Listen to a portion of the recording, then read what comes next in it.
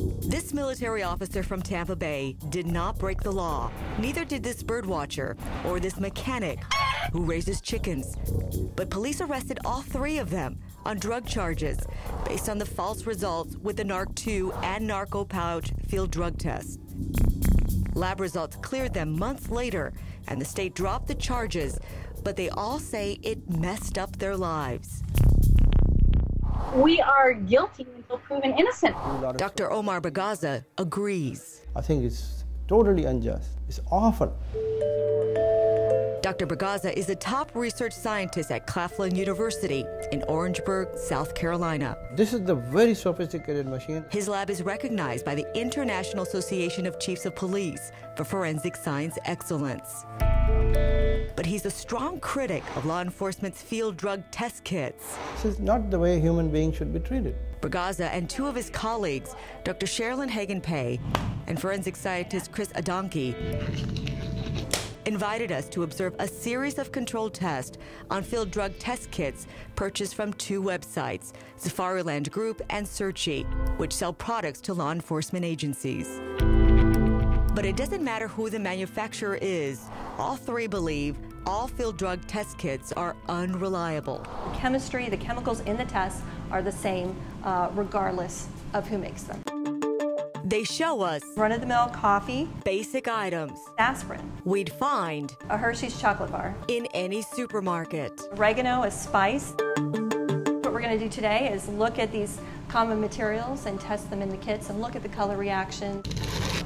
They start with something you may have in your medicine cabinet. Mucinex. Watch as he breaks the first ampule and mixes the colors. You see the color reaction occur almost immediately. Dr. Hagan-Pay says the over-the-counter cough medicine in the NARC-2 kit tests positive for heroin and morphine in the sample. That's just the start. I'm sure we've all had one, a Hershey bar. After collecting some shavings, Going to introduce a few small pieces of chocolate into the test kit. the color changes in both the NARC-2 and NIC kits. You'll see this pinkish purplish color develop, It takes just seconds. suggesting that this material may contain marijuana. Someone could be arrested based on this color change. From chocolate to soapy water from this natural bar of soap. Now we're adding that to the pouch. Dr. Hagan-Pay says the narco pouch tested positive for the date rape drug GHB. Punk rocker Don Bowles was arrested on drug charges in 2007 on the results of a field drug test called the Narco Pouch 928, which tested positive for GHB. The official state lab in California later confirmed it was soap, not dope. Coffee. Watch what happens to coffee in a NARC-2 test pouch. We are seeing what is shown here on the pouch, that a pink color, suggesting that this material could contain marijuana. But again, it's coffee. So how did the NARC-2 do with aspirin? Another false positive. And now a spice most of us have in our kitchen, oregano. The color change in the narco pouch test kit raises a red flag. We know that this is a false positive because this is oregano.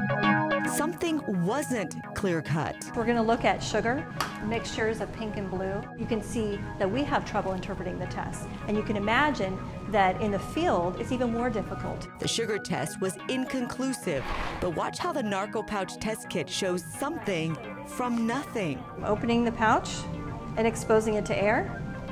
You heard right, nothing but air.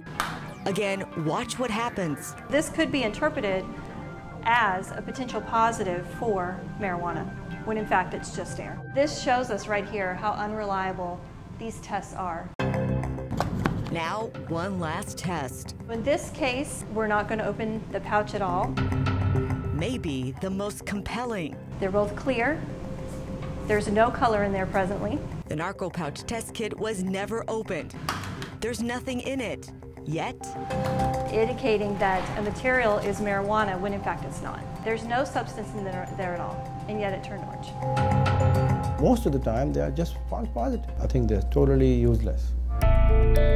While this experiment only tested the reliability of the narco pouch, NIC, and NARC-2, Dr. Bagaza says no field drug test of any kind is accurate. I don't think this should be used at all. Dr. Frederick Whitehurst agrees. Those test kits are extremely dangerous.